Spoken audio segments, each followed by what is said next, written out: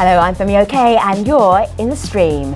Today, are child beauty pageants empowering children or sexualizing them?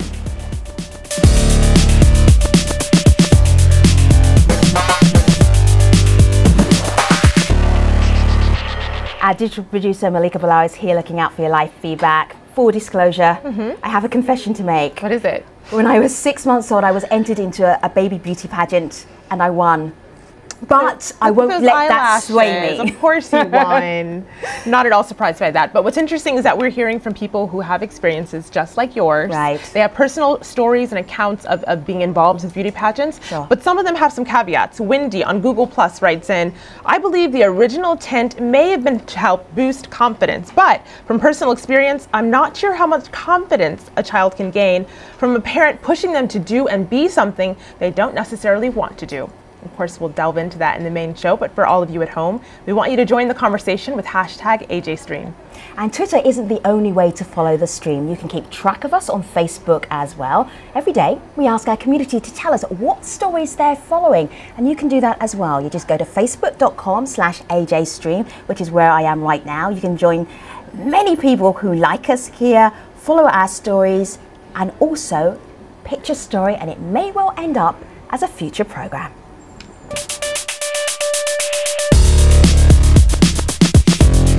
Hi, I'm Sara Pantuliano. I'm the head of the Humanitarian Policy Group at the Overseas Development Institute in London, and I'm in the stream.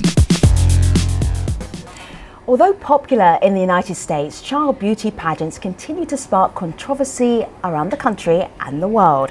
In France, the Senate voted last week to ban child pageants and impose harsh penalties for violators, including jail time.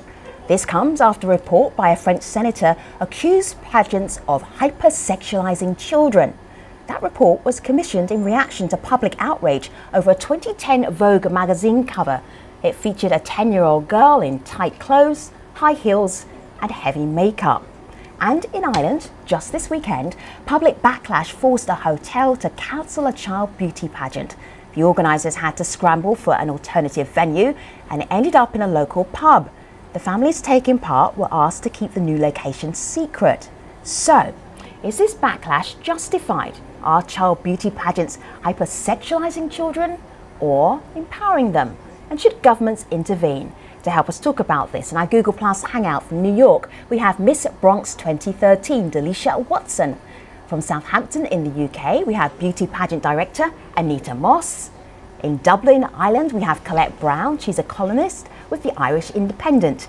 And joining us via Skype from Paris, French journalist and commentator Anita OReilly. Ladies, it's great to have all of you in the stream. I'm going to start with Delecia because I want to go around. We've got the States represented, we've got the UK, France, and also Ireland. I'm going to give people a little flavour of maybe the beauty pageant scene for kids around these different countries. So Delecia, how old were you when you first started competing? I was 15 when I first started competing. What do you remember? And I did it. I remember that I decided to do it as just for something for fun. I was shy at the time, and I thought it would be a great way to meet people, to develop my public speaking and interview skills, to develop a talent and perform on stage. And it very much was a great experience for me, and that's why I continued to compete. Were there other young people around there behind the scenes? Were there lots of mums rushing around? I just want to get a sense of what the atmosphere is like, because beauty pageants have a very distinct atmosphere. Well, at that time I was in the junior teen division, so mothers weren't allowed backstage, but for the younger contestants in the younger age groups, they need a little more help getting dressed and getting into their gowns and into their interview suits, so mothers were allowed then. But most of what I saw, because it was a pageant system centered on being a girl with dreams and cultivating your talents and your interest, there wasn't a lot of mothers pushing their daughters to do it because it wasn't something they wanted, but it was really something the daughters wanted to do, and a way for them to have fun, and it was an outlet for them. That's nice. I'm actually just looking at the website of Anita Moss. Hi there, Anita. It's great to have you in here in the stream. You actually run beauty pageants. You're a beauty pageant director for little kids, little ones. What's different about the scene in the UK maybe to the scene in the US? I know that the scene in the US is very much facial beauty, you know, the looks, the tan, the makeup, etc., etc., the external. in the UK it's more talent, personality, and I know that in the US it's impacted as well, but in the UK it's not about the facial or the looks, it's all about the inside beauty rather than the external. I mean, it helps, you know, mums like to make their children look good, but it's not judged upon that. So you got a little girl, how old is she, 4? She's 4, yeah. Yeah, so she enters in competitions as well, or you enter her in competitions? Yeah. Why do you do that? Because she just loves it. She's a born natural. We first started doing pageants when my mum wanted to enter my brother Nicholas into a pageant, and basically I got dragged along. But, you know, you have this preconception of what a pageant is because you see it all on the TV, you know, on the American channels, etc. And I went along, and it was an eye opener, to be honest. It was actually quite nice to see, and we gave it a go, and she absolutely enjoys it now. She loves it. Malika. Well, we're hearing some of the pros of being in a beauty pageant, but we also are hearing some of the negatives online. Now, we're going around the world, and so we got a video comment from an Irish senator. I'd like all of our guests to have a listen to Gillian Van Turnhout.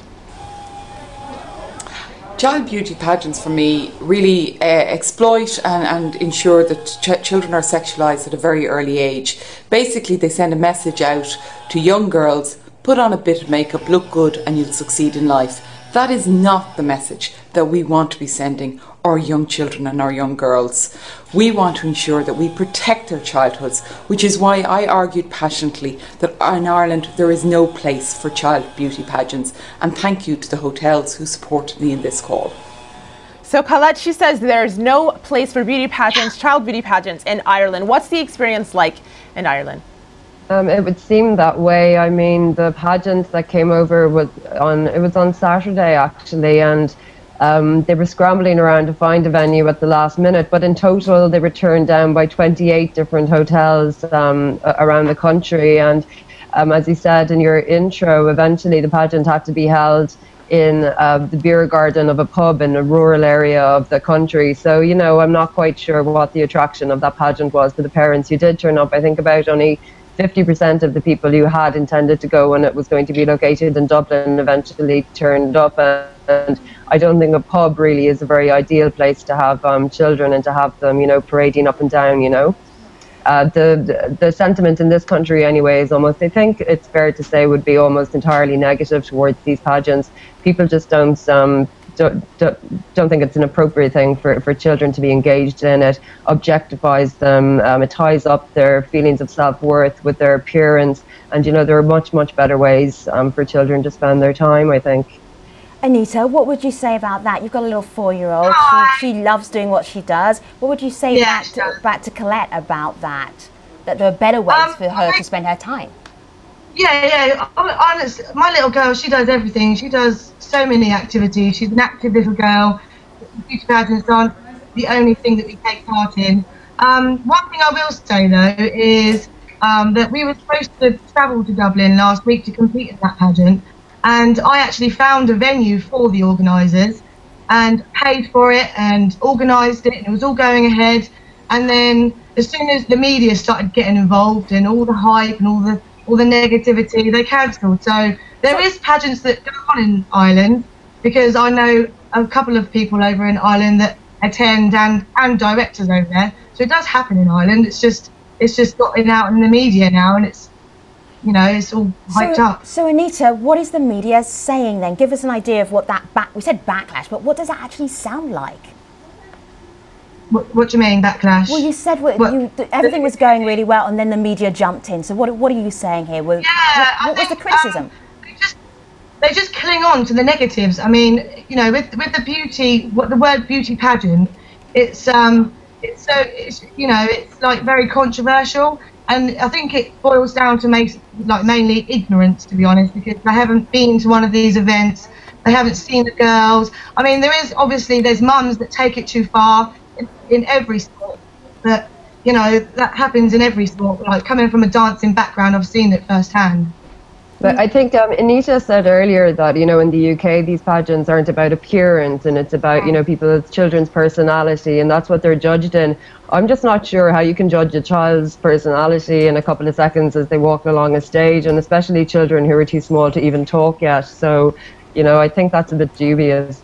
Well, they're judged with other children the same age, and they're not just on stage a couple of seconds. They're actually. So what exactly are you judging them on? What you know, what's the criteria that, you know, somebody will win? So if it's not based on if it's not based on appearance, personality, hair, outfit, smile, their skills on stage, etc., etc. Their stage presence, how comfortable they are in that setting. I mean, it's a great way to cultivate a talent, not only with your stage presence, but also if there's a talent competition for singers or dancers or twirlers or what have you.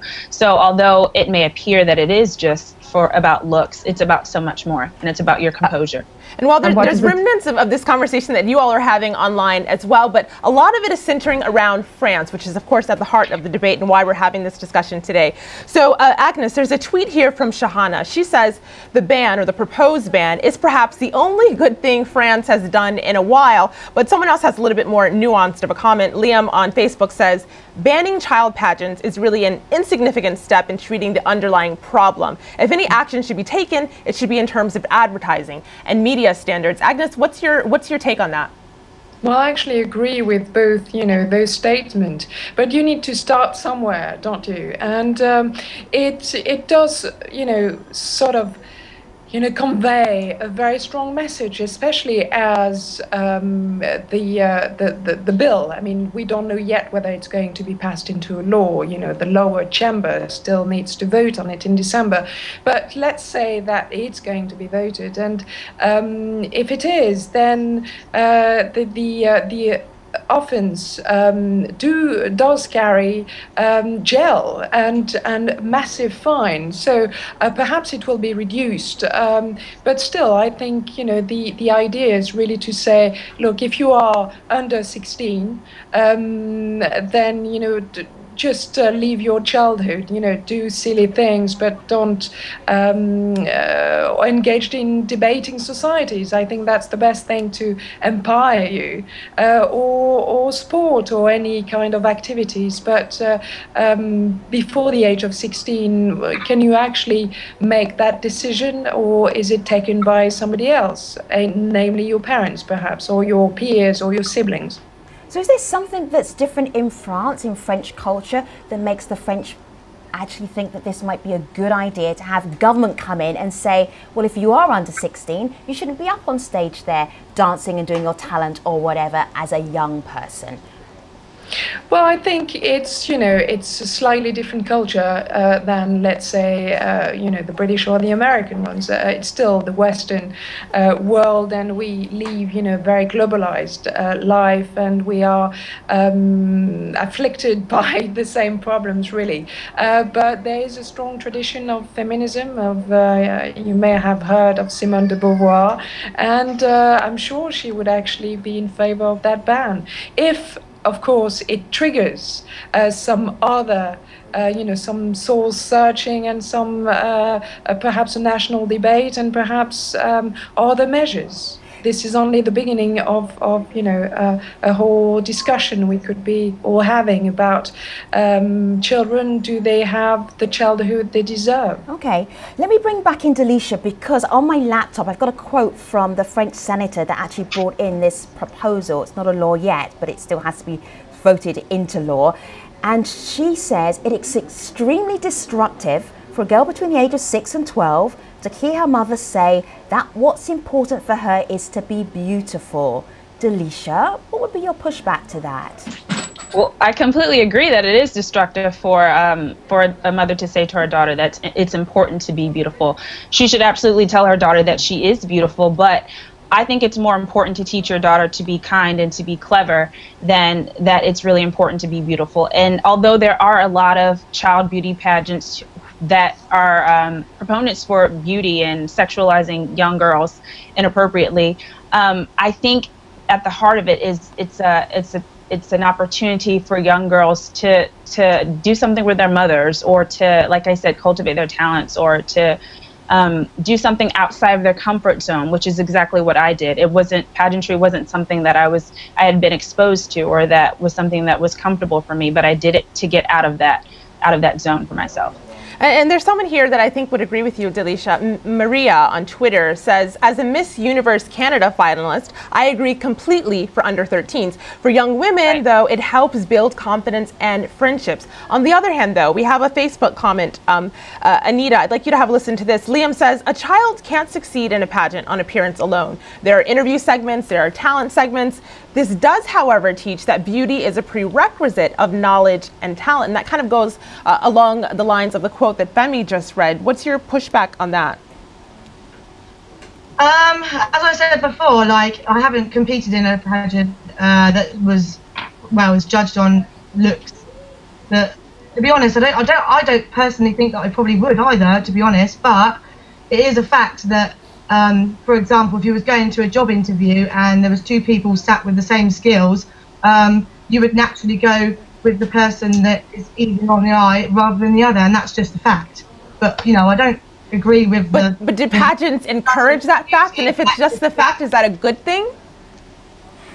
I don't necessarily think it's a good thing. I just think it's a natural thing. You know, people just do it, you know, what you're attracted to kind of thing. But at the end of the day, like, for young girls, it's not a very good message, no. But in the UK here, it's not really like that. And I think that people are a bit ignorant to, you know, slag it off and not know what they're talking about, to be honest. Colette, when Anita was speaking earlier, she said the reason there's so much criticism of kid beauty pageants is because people are ignorant. Do you feel you need to be more informed about kid beauty pageants in order to have an informed opinion? No, I feel pretty informed about them. I've seen the YouTube clips. I've seen the images coming from the States where it's a $5 billion industry, and I know it's not something that I think that is, you know, worthwhile for children to be engaged in. I think a big issue here as well with pageants is parents, and a lot of this is driven by parents. There was one American academic, a psychologist, coined this phrase, princess by proxy. So what you have is these parents living vicariously through their children and kind of being validated by their child's validation in these beauty pageants. And, you know, that's a lot of the reason that, you know, children are kind of, you know, a young child, you know, is not autonomous, and they can't kind of, you know, suddenly, you know, one day decide that, you know, they must, you know, enter these beauty pageants. A lot of it is driven by parents, and I'm not really sure how you can address that. I want to bring into the conversation Hilary Levy Freedman. She is a psychologist, and we spoke to her earlier, and she sent us some information about what she felt might be the psychological effects of young girls taking part in beauty pageants. Have a listen to this. Are focused on careers and entertainment for their daughters. So to them, this is a logical first step in, you know, the road to becoming, you know, Britney Spears or Miley Cyrus or any sort of Disney Hollywood pop starlet. So of course, those can potentially be positive impacts, but there are also some potential negative impacts as well. So a girl might think too much of her self-worth is dependent on her appearance. She might not recognize herself in the mirror. So you think psychologically, when you have all the things added to you, what does that mean? And is she not beautiful or worthwhile? She doesn't have a spray tan or the fake hair or the makeup and all of those sorts of things. So Delecia, you sound very well balanced. You don't sound as if you've been psychologically damaged at all. But do you think that psychologist, does she have a point here? Because you've got to admit, here in the United States, there's some very extreme kid beauty pageants. Right. She does have a point, but I think such a ban would take the power out of the parents' hand and tell them that they aren't qualified or smart enough to make decisions about their children, and they aren't capable of empowering their children and telling their child, like I said, that it's far more important to be clever and to be kind than it is to be beautiful. So I think in a sense she's not giving parents enough credit. Can I jump in here? Because, I mean, Delecia started, I think, when she was 15. I mean, she was almost, you know, you can start learning how to drive from the age of 16 in France, the UK, and I'm sure in the US as well. So it's not exactly the same thing as entering a beauty pageant when you're, you know, between 8 and 12. I think there's an enormous difference there. So would perhaps be interesting to talk to women who were entered as children, and their lives might have been very different and perhaps extremely damaged by the experience. So I think an important point as well is the report by the French senator that led to this ban in pageants. It did find that the sexualization of young girls caused psychological damage that was irreversible in 80% of cases. And I think we have to think about the kind of long-term damage that we're storing up for future generations, because, you know, society is getting more commercialized. We have this celebrity culture that everybody's obsessed with. And, you know, the French have shouted stop, and maybe other countries should follow suit. So Anita, I'm just going back to your little girl. She's 4. What's her name? Yeah. Oh. What's your little girl called? Oh. Okay. So when's her next pageant? When's she going to be in her next pageant? This weekend. Okay. And what's she wearing? She is doing Spice Girls because it's Hollywood theme. Okay. So what's her outfit going to be? It's just Union Jack, just a Union Jack dress. Okay. Nothing like. Is she dancing? Is she singing? What's her talent? Yeah, she's doing a little routine. Yeah, a couple of claps and a couple of twirls, and that's about it, really. But one thing I will say, going back to what the others were saying a second ago, was my mum. I come from a big family. I come from a family of 9 children, and I'm the oldest. Wow. And my mum put me into ballet class at 2 years old, and I did it 5 times a week. She pushed me, and I was on stage like every month and this, that and the other. But now, like, I'm 28 years old with my own little girl, and I've got this massive record of achievement of what I've achieved. And, you know, and I think, like, I know so many ballerinas and friends that have been pushed by their parents and, you know, that are bulimic and, you know, had problems in the past. And it just happens in every sport and anything. You know, mums want to be pushy, but some just take it too far. But my mum, you know, she was good, she was good about it, and I enjoyed doing it. And, you know, I was doing it for 20 years, so there's so many things you can be controversial about. Anita, you mentioned pushy moms. Delecia, I want to go to you because there are a lot of people online asking, is this just the parents taking it too far? There's a tweet here from Mbazi who says, child beauty pageants equals parents misusing their children to live out unfulfilled dreams and objectifying them while they're at it.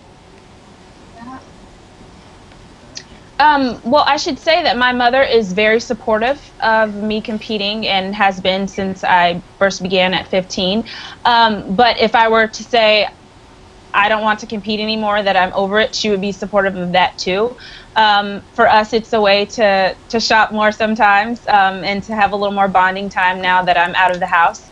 But it's definitely something that I chose to do and something that I wanted to do. And that's why I think it should be more about a child's level of maturity as opposed to her age. Because as we know, people mature at different ages, and some people who are adults haven't matured properly. So it really should be more about the child and the child knowing what she's getting herself into and the impact of that. And then having the mother encourage her and telling her, you know, you are one of, 30 contestants and only one will win, but that doesn't mean simply because you don't win that you aren't still talented and incredible and incapable and of doing great work in the world.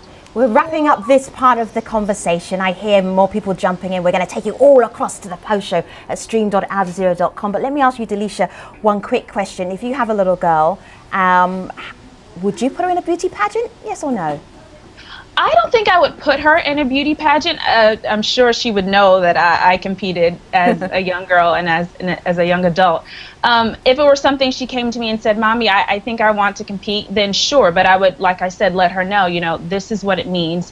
You're going to have to put in work and be dedicated to this. If this is something that you want, you'll have to develop a platform if the system calls for it. But it's really about, you know, becoming better than you were before. Let me leave our audience for this main part of the show with Miss Bronx 2013 on my laptop. She actually looks gorgeous, doesn't she?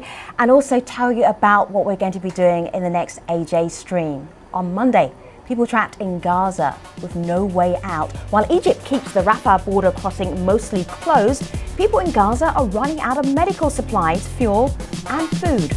On the next AJ stream, we look at why Egypt has recently tightened its grip on the border crossing. But stay with us, the post show is next at stream.aljazeera.com. See you online. Thanks for watching.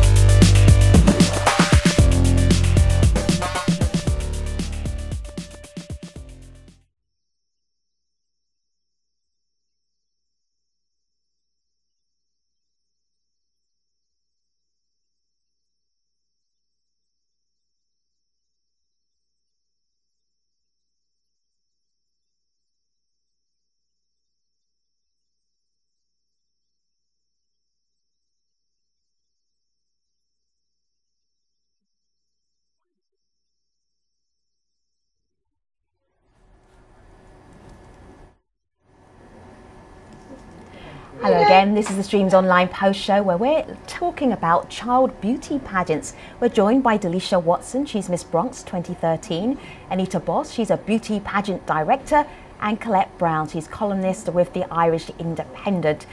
Colette, have you heard anything from our beauty pageant director or our beauty pageant contestant that has persuaded you that maybe kids are going to be okay if they take part in pageants? No, I haven't, to be quite blunt about it. I just think, you know, children who are competing in these things and taking part, there can only be one winner, obviously, at each of one of these shows. And just what kind of message is being sent to the children who regularly compete and don't win, that, you know, and I think, you know, you don't have to be, I don't think you need a psychology qualification to kind of comprehend that maybe that is kind of damaging for children's self-esteem and for their self-worth. And that maybe when they become older, maybe they're going to have body image issues and kind of crises surrounding their appearance. So I mean, I don't know how often Anita goes to pageants. It sounds like she's out there pretty much every weekend. What do you make of her behaviour? No, I'm not. I don't compete every weekend. Okay. We compete like once every 6 weeks or so. All right. So it's not like I'm bang on the beauty pageants and, you know, we do it every week and all I think of is beauty pageants. Like, in my experience, it's so much fun for the little girls, and like the pageants in the UK, every little girl goes home like feeling like a princess, like they all win a crown. And I just think that some beauty pageant organisers and, you know, some parents just really spoil it for the ones that are making a difference. Well, my pageant raised like £7,000 this year for charity, and we actually see where the money's going. It's just so lovely to see. And my brother Nicholas, he's got Down syndrome, and he's just become a different little boy since he's been doing them, and he's been doing them a year now, and he's really come on since he's been doing them. All right, and those noises off is Nicholas running around just before bedtime, so just in case anybody's wondering at home. Well, Anita, just because you mentioned your brother Nicholas, we have a tweet here from Nafisa. She says, I was wondering, what's the percentage of boys participating in these things? Maybe that would tell us something. But of course, as we hear Nicholas in the background, you said this has had a positive effect on him. Can you elaborate on what that positive effect has been? Before we started doing beauty pageants, he was speaking very well. He had no, like, I don't know whether anyone's familiar with Down syndrome, but they don't have no fear factor. They don't have much discipline.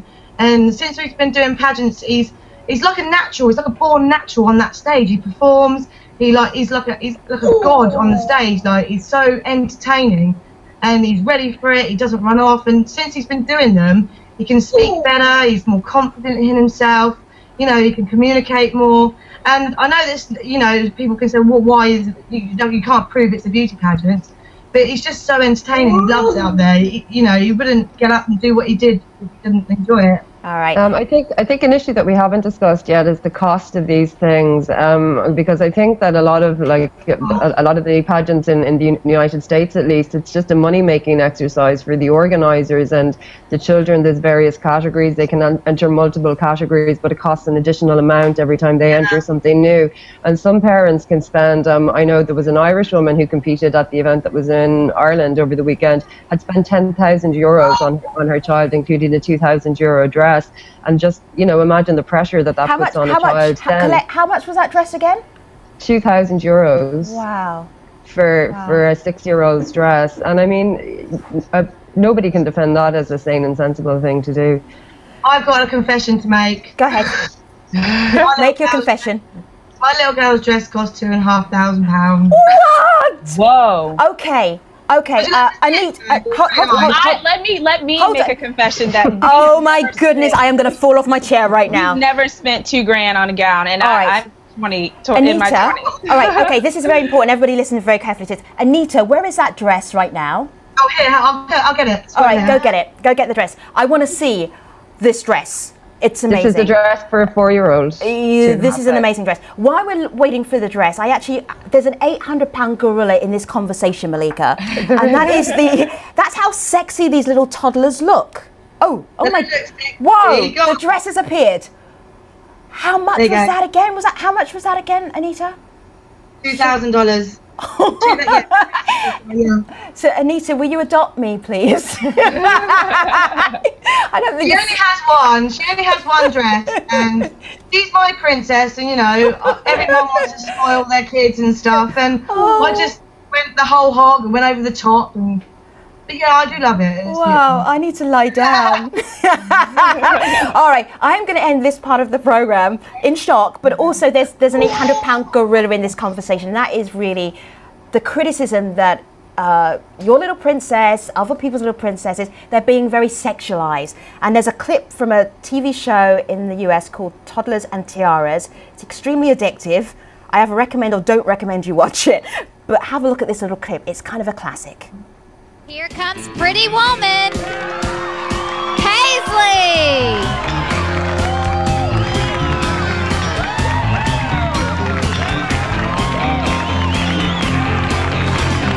They dressed Paisley up like Julia Roberts in Pretty Woman as a prostitute. And I would never, ever do that to my little girl, ever. Us pageant moms already take a huge rap for what we're doing to our little girls. And it's outfits like that that gives us a bad rap. This is Paisley as Julia Roberts in Pretty Woman. Good job.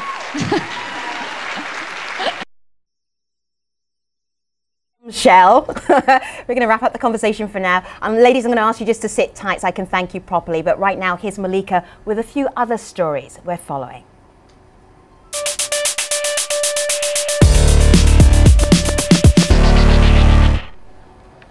As shock begins to settle from Nairobi's deadly Westgate Mall attack, many Kenyans have more questions than answers. 85 questions, to be exact. Kenya's vocal online community has crowdsourced a list. Number 26, why the conflicting information from government sources? Number 83, what is the government doing now to ensure more effective security across Nairobi? While others put a skeptical twist on Kenya's hugely popular hashtag #WeAreOne, changing it to We Are Wondering. Andrew tweets, how many died? Where are the hostages? Why isn't Kenya getting answers? But some asked if the questions came too soon. Stephen writes, hard questions have to be asked when everyone's listening, not when many are mourning. But Kaling writes, patriotism demanded we back our army while the siege lasted. It now demands that hard questions be asked. Government accounts did try to address their critics, though. Kenya's police tweeted, we'd like to urge all Kenyans to be patient as investigations are done to enable us to answer all the questions. Please. Our next lead's out of Italy, where the world's leading pasta brand is in hot water. Guido Barilla told Italian radio his company would never show gay families in advertisements. Italian activists responded with a boycott. Gay rights group Equality Italia said, we accept the invitation not to eat his pasta. Well, hashtag Boycotta Barilla took off as Italians' outrage boiled over. No matter if you like farfalle or macaroni, just love, tweets Jeremia. Barilla was quick to address the controversy. I apologize for having offended the sensibilities of many. I have the deepest respect for all people without distinction. Well, for more on that story, head to our website at stream.aljazeera.com. Femi? Mi piace pasta. I also like your Italian accent. Molto bene. Thank you. So, do you know what? I love this conversation because none of the guests changed their opinion. No. In the least, but I loved hearing their perspectives. And they had confessions, which is the best part. Confessions are always good. Do we still have Delecia Watson out there? I want to say thank you to Delecia. Hello, yes, Delecia. I'm still here. Thanks, Delecia. Thank you so much. Colette Brown from the she's a columnist at the Irish Examiner. Thank you for being part of the conversation. Thank you. And of course, I have to say that Delecia is Miss Bronx 2013. Congratulations on your title. And Anita Moss is going to adopt me so I can have cool clothes. She's a beauty pageant director. Do you still have that dress nearby? Where is it? I want to see that dress. Do you want to see it again? Yeah, one more time. Hang on, Watson. All right, one more time. So we've had Anita, Delecia, Colette, and also the community there as well. There is money on the screen. Oh my goodness, show me the money. Thank you so much to all of our guests for being part of this conversation about child beauty pageants. What are we going to do on Monday? I'm so glad you asked. People trapped in Gaza with no way out. While Egypt keeps the Rafah border crossing mostly closed, people in Gaza are running out of medical supplies, fuel and food. On the next AJ stream, we look at why Egypt has recently tightened its grip on the border crossing. Until then, we'll see you online. I'm going to try and get Anita to adopt me, buy me clothes. Until then, take care.